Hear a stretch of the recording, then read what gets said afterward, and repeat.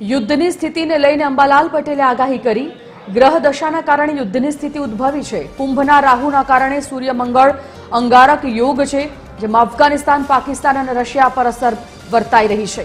ભારતની પશ્ચિમી સરહદો પણ સાચવવાની જ રહેશે। ઈરાન યુદ્ધને લઈને દરિયામાં યુદ્ધની સ્થિતિ ઉદ્ભવી શકે છે।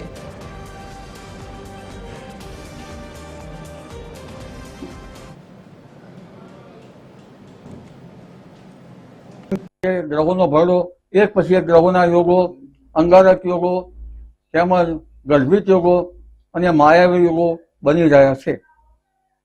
જોવા જઈએ તો લગભગ આ માર્ચ મહિનો યુદ્ધ ઉન્માદનો રહેશે।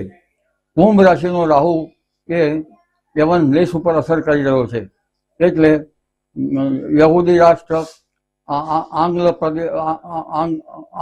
આંગ્લ સમુદાય વગેરે પણ યુદ્ધમાં જોડાઈ શકે છે અને મુસ્લિમ રાષ્ટ્રો પણ કુંભ રાશિના કારણે એના પર યુદ્ધ ઉન્માદ થશે।